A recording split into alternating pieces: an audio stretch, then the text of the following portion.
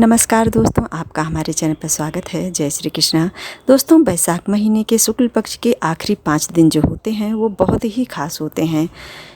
जैसे कि हमारे पुराणों में वर्णन है कि पूरे बैसाख के महीने में अगर स्नान, दान और भगवान विष्णु की पूजा न कर पाएँ तो इन 5 दिनों में धर्म कर्म करने से ही पूरे महीने का पुण्य फल प्राप्त होता है। ये पुण्य फलदायी 5 तिथियाँ हैं, जैसे कि एकादशी, द्वादशी, त्रयोदशी, चतुर्दशी और पूर्णिमा। इन दिनों में आप अगर पूरे बैसाख के महीने में बैसाख स्नान का जो शुभ कर्म है वो नहीं कर पाए हैं तो इन 5 तिथियों पर यदि आप करते हैं तो इससे भी आपको बैसाख के महीने में किए गए सभी दान कर्म का जो है पुण्य फल जरूर प्राप्त होता है। दोस्तों, स्कंद पुराण के अनुसार इन 5 दिनों का हमारे पुराणों में बहुत ही महत्व है। दोस्तों, बैसाख महीने के शुक्ल पक्ष की ये 5 तिथियां अपने आप में बहुत ही खास मानी जाती हैं। जैसे कि बैसाख के महीने के शुक्ल पक्ष की एकादशी को समुद्र मंथन से अमृत प्रकट हुआ था, तो इस दिन भगवान विष्णु ने मोहिनी अवतार लिया था। द्वादशी तिथि को भगवान विष्णु ने उस अमृत की रक्षा की थी और त्रयोदशी को भगवान विष्णु ने देवताओं को वो अमृत पिलाया था। चतुर्दशी पर असुरों को मारा था और पूर्णिमा पर सभी देवताओं को उनका साम्राज्य वापस दिलाया था। इस तरह से ये 5 प्रमुख तिथियां हमारे हिंदू धर्म में बहुत ही विशेष महत्व रखती हैं बैसाख के महीने में। दोस्तों, इन 5 तिथियों में अलग अलग तरह के व्रत अनुष्ठान करने का भी हमारे शास्त्रों में विधान बताया गया है। स्कंद पुराण में वर्णन है कि बैसाख के महीने की शुक्ल पक्ष की एकादशी को मोहिनी एकादशी का व्रत रखते हैं।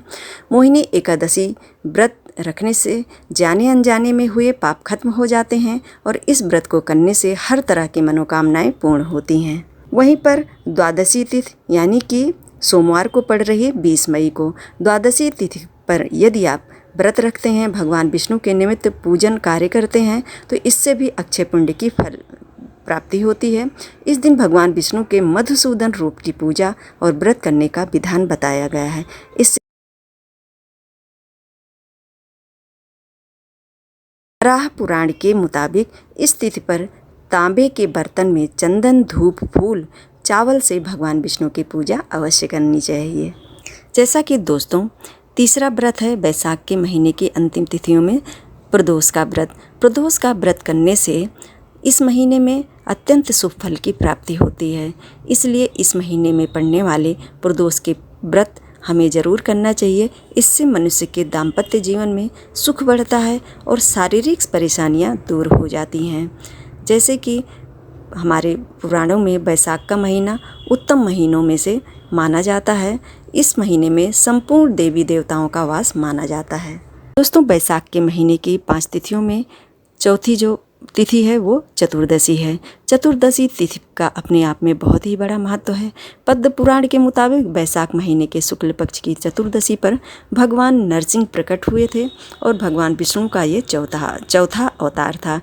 इनका आधा शरीर सिंह का और आधा इंसान का था। इन्होंने राक्षस हिरण्यकश्यप को मारकर भक्त प्रहलाद को बचाया था।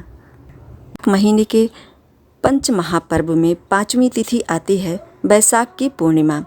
जैसे कि बैसाख के महीने की पूर्णिमा पर ब्रह्मा जी ने तिल का निर्माण किया था, इसलिए इस दिन दोनों तरह के तिल यानी सफ़ेद और काले तिल वाले जल से हमें नहाना भी चाहिए। इस तिथि पर अग्नि में तिल की आहुति देने से आपको अक्षय पुण्य फल की प्राप्ति होती है। साथ ही इस पूर्णिमा पर तिल और शहद से भरा बर्तन दान करें।